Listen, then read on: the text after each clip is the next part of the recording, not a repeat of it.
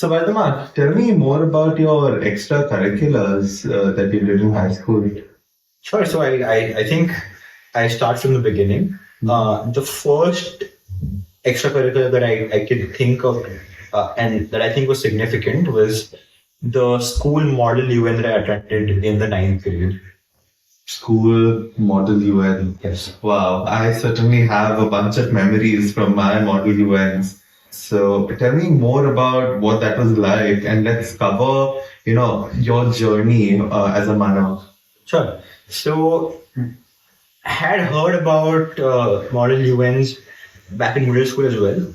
But sort of our school had this elaborate hierarchy where, people going into the international board had the privilege of attending extracurriculars much more than people attending the national curriculum, which was a CBSE in our school, right? And in the middle school, I was in CBSE and didn't really have a lot of exposure or access to some of the extracurriculars, right? Like our CBSE sections were rarely invited to model events. But then in the ninth grade in high school, I shifted to IGCSE, which was the international curriculum. There, in my bus route, one of my seniors was also in the same curriculum. She was 2-3 years senior, and she was the vice chair, or she was the chair of one of the model event committees called SPECPOL. And I think it was Special Political and Economic Crisis Committee or something. Understood. Yeah. She was chairing this committee.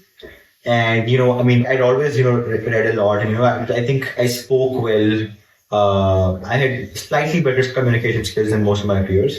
And she perhaps noticed that in the bus route. And she very kindly invited me to join her model event committee. And I did it.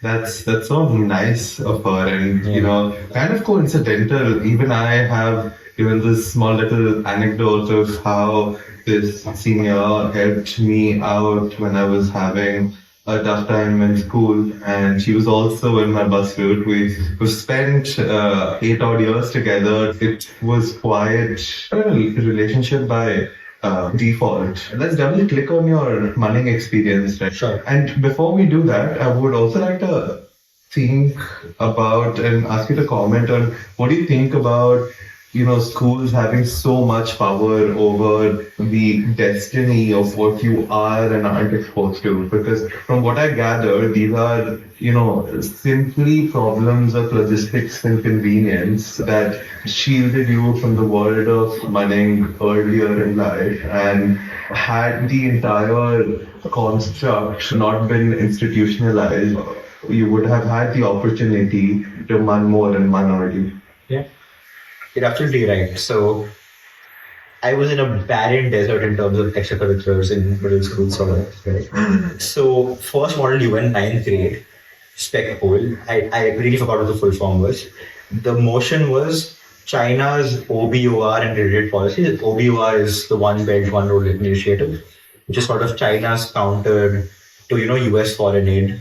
Basically, China is trying to build infrastructure in a lot of developing and undeveloped countries, and try to bring these countries under its fold. Neighboring examples are Sri Lanka and Pakistan. Pakistan's Kuala Port, for example, was built by a Chinese company and is controlled by China. The motion really was around China's growing global influence, and first model UN, and I did pretty well. I got this award called the Verbal Mention, which is like the lowest award in the list of awards. But yet, first real extracurricular, in high school, and I won an award, and I was really happy. And because the thing was, I'd always been really interested in sort of world affairs and GK and all of that. And I had done some quizzing like outside of school and attended GK classes and all of that, So I really knew a lot about world affairs and history and politics, and this sort of aligned with my interests. So, I think that MAN could have been arguably the most productive outlet to a culmination of a number of your interests. I just wanted to come back to you were mentioning about OBOR. And not many people at that age group really do bother about geopolitics and world affairs. And I wanted to understand how does it help you develop. Sure, yeah. So I think, again, as you pointed out, when you're doing extracurriculars like Model UN, you're exposed to really serious real world topics at a very young age.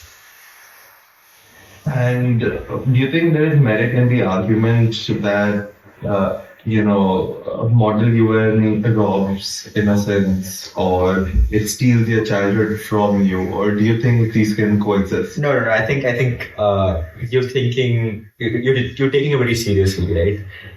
For someone, I think you only think about these things at 14 or 15 very seriously, only if you're really interested in them, right? And I think if you're interested in them, you can take the sort of real world seriousness that comes with these issues, right? When you're thinking about, like China putting these developing countries into debt traps, that's a very serious thing to think about. But if you're really interested in geopolitics, for example, you'd sort of be excited by these things. I think your curiosity would ignite as opposed to, you sort of going into a minor depression or something. Right?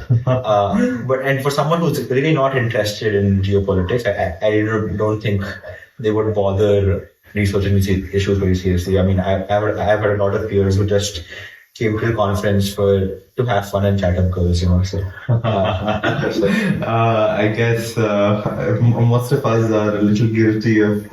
Of course, you especially. I didn't know you back then, so I can't accuse you. But I'm sure. Moving on. So, on that note, tell me more about what that does to one's ability to network, and be sure to mention some of the interesting people you came across, your journey, and does networking really matter at that age group? Of course it does. I think the Model UN is one competition where networking is the key to success, right? You've got to talk to people who you met like a day ago, and collaborate with them on really serious issues. So I think my first Model UN, I think our school took in entries for some people from the 8th grade, but majorly from the 9th grade onwards, right? Okay. So I was one of the youngest people in the Model UN, right? Because even within my class, I was one of the youngest, right? And most of the other people had attended at least one conference. This was my first conference, right? So sort of like this sepoy syndrome, really just felt like listening to people and not taking the lead. So didn't really network that much in the 9th grade, but I think my interest in geopolitics sort of fared well for me, and I got through with like some sort of an award. But 10th grade, I think. So apart from Model UN, I was really into debating, and I've been to like multiple debating competitions during the 9th grade apart from Model UN. And so I had a lot of exposure to like public speaking and talking about serious issues, etc. So 10th grade is really when, delegates are supposed to take charge, right? And 10th grade, I was again in spec poll, right? And so this time, I think usually all Model events have this delegate WhatsApp group, and where everybody declares a country, like, hey, I'm Amisha from China or whatever, right? And we just like hit the person up. Let's say in the 10th grade, I was assigned Russia. I think the motion, the motion, I remember the motion. But so I basically hit up anybody who could be a potential ally politically, and ask them to get on a Zoom call or something, and that's how we collaborated. Excellent, excellent. And we're gonna switch gears here, and I am going to invite you back for another episode where we deep dive into strategies young runners could use to optimize their journey. Yeah. But switching gears to other extracurriculars that you've done across school. Yeah, sure. Apart from that, I think one of my main co-curricular areas was entrepreneurship. Whether it be the social arena or like just like potentially profitable businesses. I think the first one was between the 9th and 10th grade. I bought this domain name called pensninja.com, right? So have always been obsessed with like pens, writing devices, right? We used to really think about, which is the best pen to use in the exam so that I can optimize my writing speed. I mean, I don't really think it matters, but I'm just like obsessed with pens for a weird reason. So I thought it would be a really great idea to, firstly, start my own website / venture. Secondly, maybe connect it with some area I was passionate about, right? And that was simple to execute. So that's why I thought of building like a stationery reviewing website and the domain name pensninja.com.